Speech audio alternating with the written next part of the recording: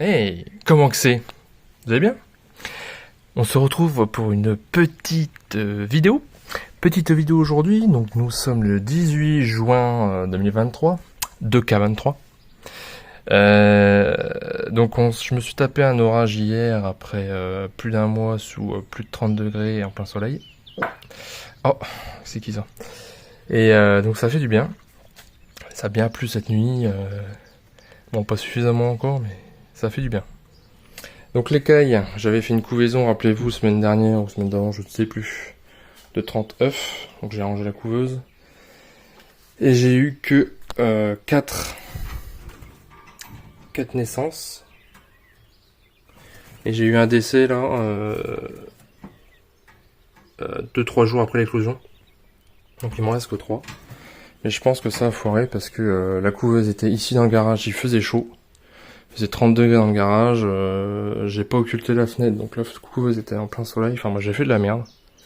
Et du coup ça a fait de la merde, j'ai eu que 3 naissances sur plus de 30. Et donc voilà, en fait quand j'ai relu la notice, il faut utiliser la couveuse entre 20 et 25 degrés, dans le noir. Et donc voilà, c'est tout, je me suis fait avoir. Ensuite, on va passer un peu dehors. Comment que ça a bougé un petit peu. Donc là, le bisia, il est bien en feuille. Il est beau. Ensuite, j'ai testé donc les radis. Je vous en ai pas parlé, mais j'ai testé des radis dans des gamelles de maçon. Ça fait quoi? Ça fait 10 petits centimètres, ça. Et ben ça marche bien, figurez-vous que ça marche bien. Bon, alors, faut pas lésiner sur l'arrosage. Donc là, comme il y a eu un orage, c'est gorgé de flotte. Mais donc j'ai rempli de terreau. Hop. Et bon, j'ai rempli de terreau bien sûr. Et quand on le voit bien le niveau, eh ben le système racinaire, il est pas très élevé, vous voyez. Et ben ça marche très bien. Donc ça c'est des radis boules. Faut pas prendre des radis droits, hein. Faut prendre des radis en boule comme ça. Le système racinaire est beaucoup plus petit. Et ça marche très bien. Bon, il y a une fois ou deux, j'ai oublié d'arroser. Toutes les fans étaient retombées, tu as l'impression que c'était crevé. Mais en fait non, on arrose un coup, ça se redresse et c'est reparti. Mais il faut pas hésiter à arroser de temps en temps. Et donc ça peut être bien pour ceux qui n'ont pas beaucoup de place ou qui veulent pas se faire chier à foutre ça par terre. Et bah vous mettez des bacs comme ça, même peut-être un peu plus profond. Puis vous semez vos radis, puis vous arrosez de temps en temps quoi. On va manger ça. Ouais, si c'est pas beau.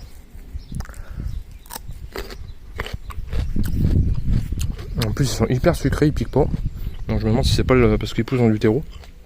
Ça doit jouer. Donc ça c'est le basilic que j'avais semé. Je l'ai rempoté dans un big pot. Là encore. Toujours des petites laitues qui traînent à droite à gauche pour remplacer celles qu'on mange au potager. Ça c'était un gourmand de je ne sais plus qui. Ah si, la black cherry, la tomate black cherry cerise que je vous ai montré sur la dernière vidéo, il y a un gourmand, je l'ai repiqué. Il repart. Ça c'est le tomate miel du Mexique, tomate cerise, que j'ai semé il y a, je sais plus, 3 semaines. Alors bien sûr, comparé aux pieds de tomates qu'on va voir tout de suite, ils sont en retard. Hein. Mais j'ai bon espoir, comme c'est des tomates cerises, que ça rattrape un peu les autres et d'avoir quelques récoltes quand même. Ici donc j'ai mes roses trémières, là, faut que je sème. Là j'ai de la bourrache. Il y en a un qui fait la gueule. Et là j'ai planté du tournesol. Sur les 4 là. J'en ai qu'un qui est sorti pour le moment. Du tournesol. Donc on verra ce que ça donne. Donc là mon pied de basilic il est énorme. Donc faut couper les têtes quand il vient un peu grand. Couper les têtes comme ça là. Et comme ça il va buissonner, il va ramifier sur les côtés, ça fait un beau buisson. Et donc là quand il faisait 30 degrés pendant un mois, j'arrosais tous les jours. Hein. Je mettais au moins 1 litre tous les jours dans le pot là. Voilà. Attendez, je vais donner les fans de radis aux poules, elles en raffolent. Tiens.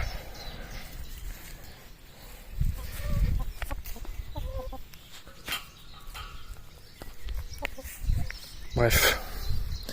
Les petits fruits, ça pousse à mort. Les groseilliers, ils donnent à mort. Tous les soirs on en prend une poignée ou deux. On mange ça avec du fromage blanc. Là les cassis, c'est en train de mûrir gentiment, les cassissiers. Groseilliers jaunes, ils sont un peu plus tardifs que les rouges, donc ça peut être intéressant pour comment étaler la culture, comme on dit. Encore du groseillier rouge. Les framboisiers, bah pareil, ils sont énormes. Hein. Vous voyez, ils font... Là, les panneaux de grillage, ils font 2 mètres. Ils font quasiment 1,80 m. Ça donne bien. Bon, après, ils sont arrosés, hein. Y a pas de secret. Hein. Ensuite, les tomates. Dernière vidéo, il y a 15 jours. Les pieds, ils devaient être à la moitié. Ou comme ça. Regardez-moi ça. Ils sont énormes.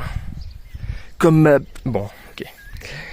Donc, ça pousse bien. Le persil, pareil. Il se plaît bien là. Les aubergines. Petites fleurs d'aubergine.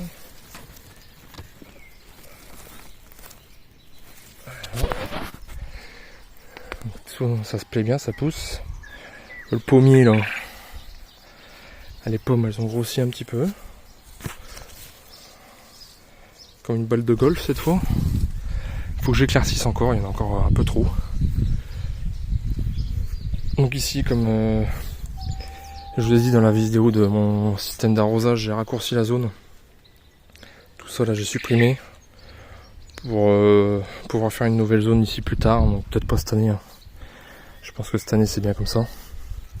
Sur le cerisier, j'ai mis un filet, il me restait du filet de la volière là, j'en ai mis sur l'arbre parce que tous les merles ils venaient bouffer les cerises. Donc d'ailleurs elles vont pas tarder à être bonnes à récolter les cerises là. Faire du clafoutis, tout ça. Alors, je vais en prendre une.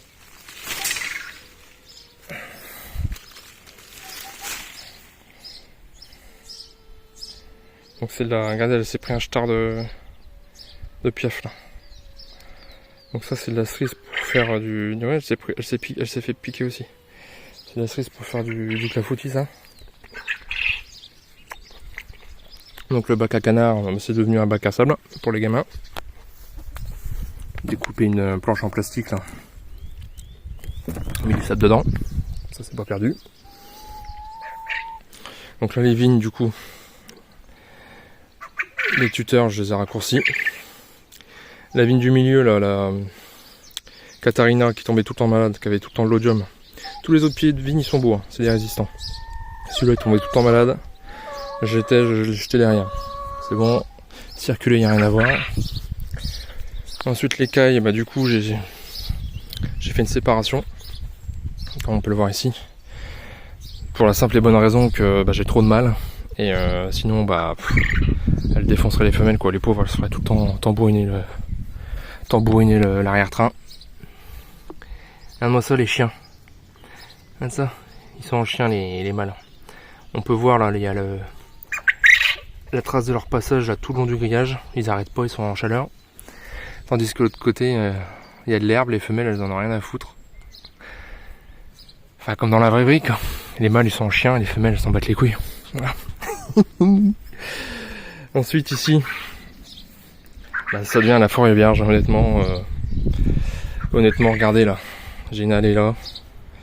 Et à chaque fois que je passe, je pète une branche de patate ou de tomate. J'étais obligé de tailler les feuilles de tomate ou de patate pour essayer de passer. Pareil au milieu, j'avais mis les poivrons et les aubergines au milieu. En me disant ça va le faire machin. Le truc c'est que c'est tellement dense que là du coup les trucs du milieu ils ont du mal, les poivrons et tout ça. Ça pousse quand même mais ça a du mal quoi. Le poivron là. Du coup j'ai taillé les feuilles de tomates pour que ça pousse quoi. Ça c'est une aubergine. Avec un fruit, ça commence à faire des fruits. C'est rempli de fruits. Petite tomate. Et là les tomates cerises. Donc ici il y a 6 pieds de tomates cerises. Super sweet 100 là. Et elles sont déjà en haut des piquets. Je sais pas ce que je vais faire pour la suite là, je suis en train de réfléchir si vous avez des idées. Parce que ça devient un truc de ouf quoi. Ici j'avais un pied de courgette que j'avais mis entre les patates. Et ben les patates faisaient trop d'ombre. Du coup j'ai arraché les patates pour... en même temps ça fait des patates nouvelles, on les a mangées.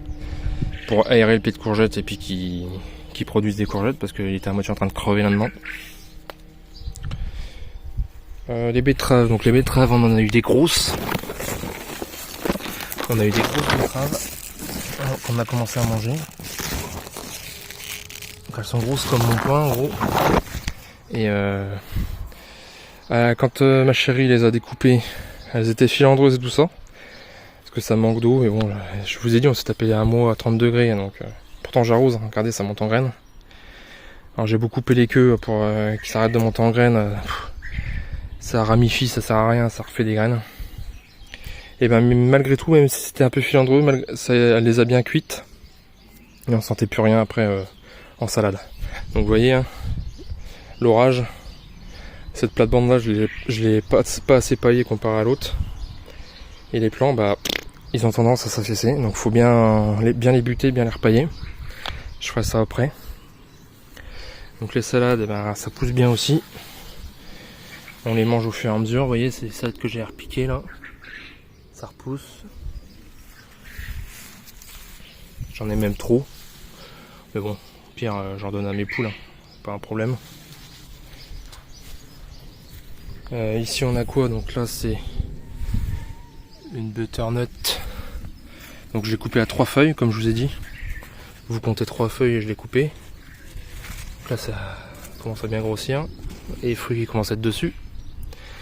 Les concombres, idem, je les ai coupés à 3 feuilles. Et je sais pas si j'aurais dû le faire celui-là, les concombres, parce qu'ils restent relativement petits, donc ils vont pousser. Mais quand j'ai vu une vidéo d'un mec qui a pas coupé ses concombres, le concombre il était déjà 1 mètre de haut, quoi. Donc, je sais pas. J'aurais dû laisser un pied de concombre non taillé.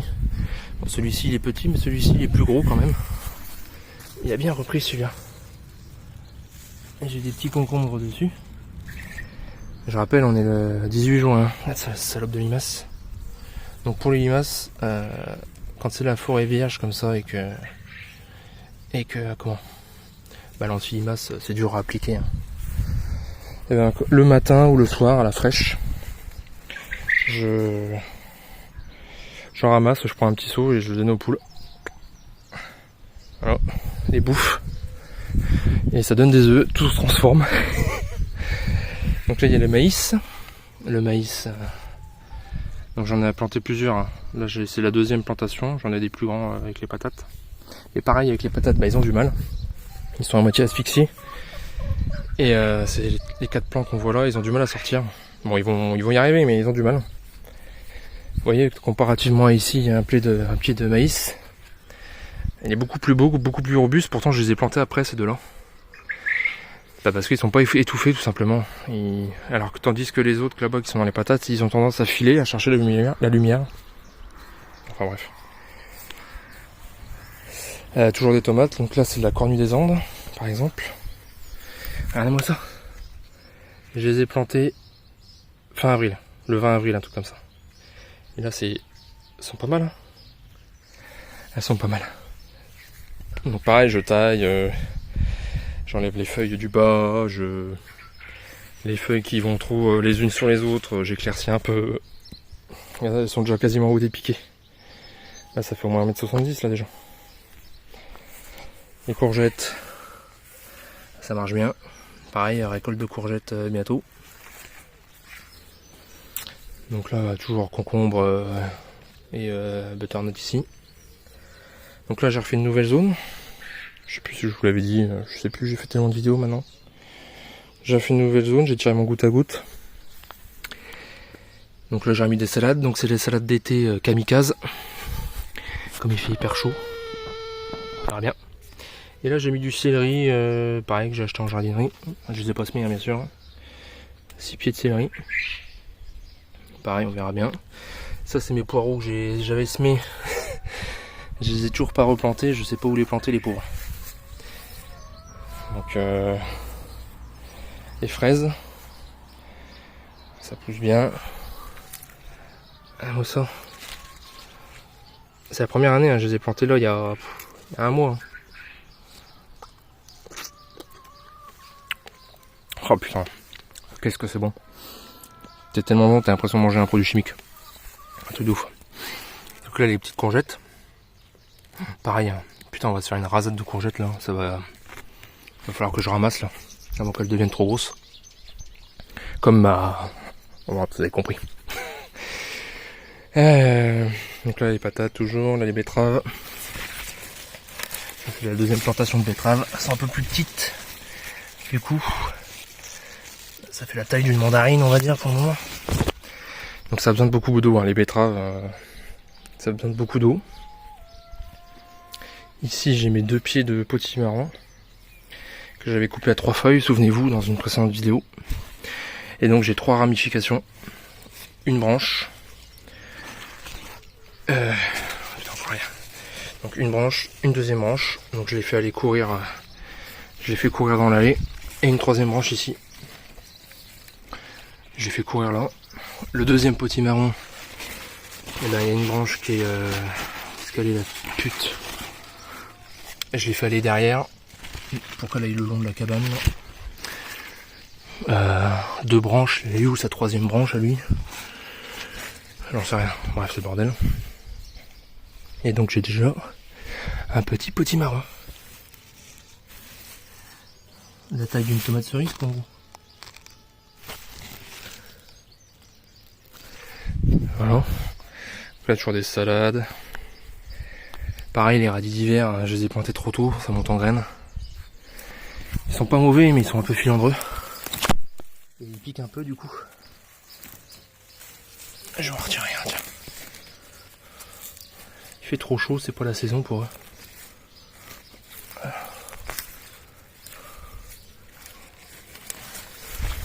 Je vais en faire après. Il fait trop chaud pour les radis d'hiver, c'est pas la période, j'aurais pas dû les mettre. C'est tout, je le saurais. Donc là, encore des betteraves. Petites betteraves. Elles sont belles celles-là. Les blettes, qu'est-ce qu'on mange des blettes? Ça c'est vraiment un légume à mettre au jardin, les blettes. Faire des quiches au chèvre et puis au lardon avec les œufs et tout. C'est vraiment un truc qui marche bien, les blettes. Et les betteraves, c'est vraiment des légumes que je recommande. Là j'ai mes petits pois mange-tout, j'avais foiré un peu le semis. J'en ai un petit peu là qui pousse. Bon, j'en ai quelques-uns. Mais je sais plus, j'ai dû foirer le semis. Il devait faire trop froid quand j'ai fait le semis, ça a pas germé, ça a pas poussé. Il n'y a que là autour du poirier là, que c'est sorti. Bon bah écoutez, sur ce, voilà le petit tour. Donc là je vais récolter encore des salades, bientôt des courgettes, des blettes. Enfin, on n'arrête pas de manger là du potager. Bon, la vidéo fait déjà 18 minutes. Je vais m'arrêter là. La chèvrefeuille qui est sortie là, qui est en fleurs. Qu'est-ce que ça sent bon ce truc là? Ça contrecarre un peu l'odeur de merde d'écaille. C'est un peu le fébreze du jardin. Le jasmin c'est pareil. Qu'est-ce que ça sent bon? Enfin bref. Ah oui, puis les myrtilles, je vous ai jamais montré les myrtillers que j'avais plantés chez les poules. C'est vrai que j'y pense jamais aller là-bas. Donc là j'ai mon figuier que j'ai planté il y a 3-4 ans. Bah il est beau mais il fait pas de fruits. J'ai l'impression que c'est un figuier de bâtard, il donne pas de fruits. Là j'ai le mirabilier qui est énorme, planté il y a 4-5 ans. Plein de petites mirabelles. Mirabilier de Nancy, pardon. Là j'ai mes pieds de vigne que j'ai plantés, là que j'ai reçus récemment, mes pieds de vigne résistants. Il faudra que je palisse. Je vous l'ai montré aussi dans une vidéo. Et mes vignes en fait, mes myrtilles en fait elles sont là. Donc je les ai clôturées pour pas que bien sûr les poules elles viennent bouffer les fruits et retourner la terre. Mais j'ai des myrtillers, ça doit faire 2 ans que je les ai plantés, un truc comme ça. Regardez ça, tout ce que... Putain, j'ai la plâtrée de myrtilles que je vais me faire, moi je te raconte pas. Voilà. Enfin bref. Donc sur ce, eh ben oui, je marche dans le poulailler pieds nus, et alors ça serait un Tchad. Allez, sur ces belles paroles, on se dit à une prochaine. Sûrement dans 15 jours, parce que bon, toutes les semaines ça fait peut-être beaucoup.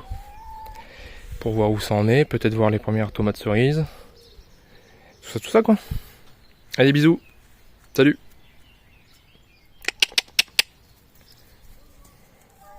Bande de crevardes.